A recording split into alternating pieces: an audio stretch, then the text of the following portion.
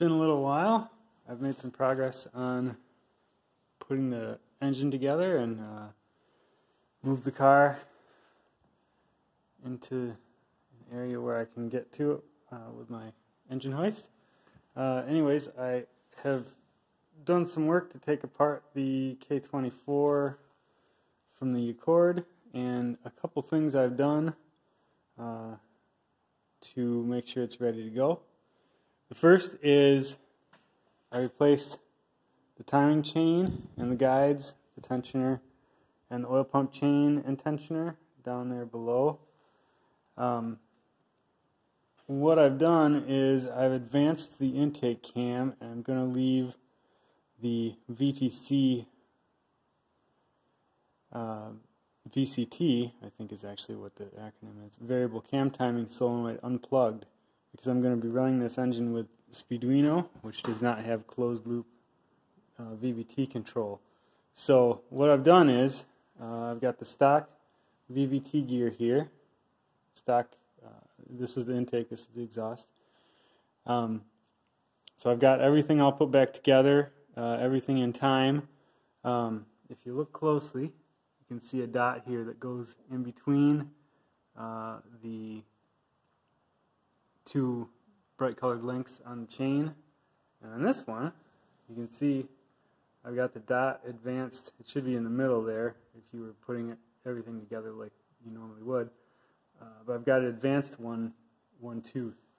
So I worked out that one tooth of advance is on the cam is about 15 degrees of crank timing.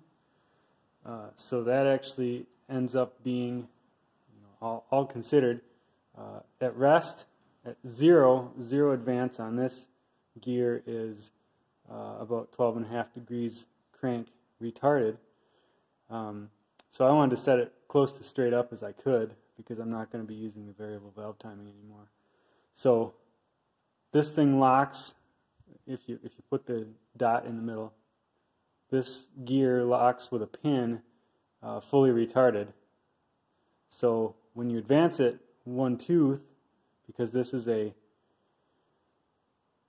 gear is a 25 degree gear because it's an RAE from an Accord,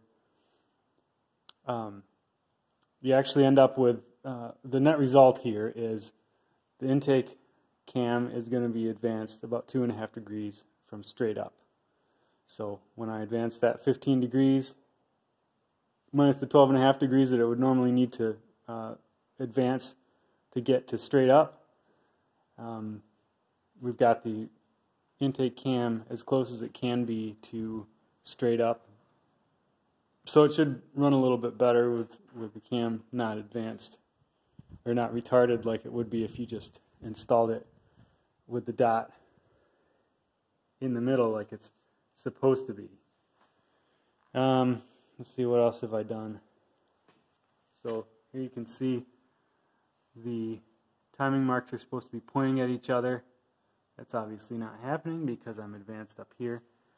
So new guides, timing marks here are lined up. There's actually, because this engine has balance shafts, there's also a mark to time the balance shafts as well. So the oil pump needs to be timed on this engine. And I did a little bit of work to paint some parts and make it look a little bit nicer. So I'm about to glue this timing cover back on because I'm done in here. Then I'll put the valve cover on and all that kind of fun stuff.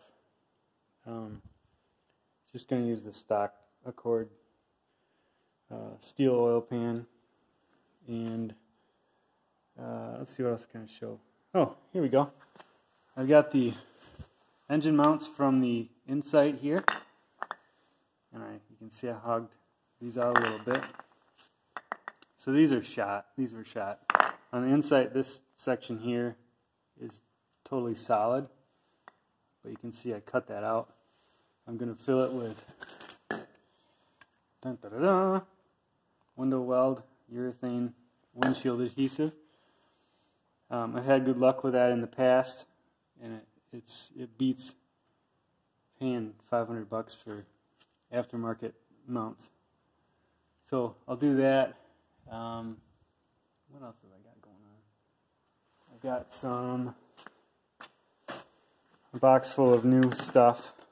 I've got axles that I'm going to try to make work. I've got some seals, valve cover gasket, that kind of stuff. I also have a custom eBay 6-puck sprung clutch and a lightweight flywheel that I'll put on it. Yeah, that's where we are right now. Just trying to get things put back together so I can put the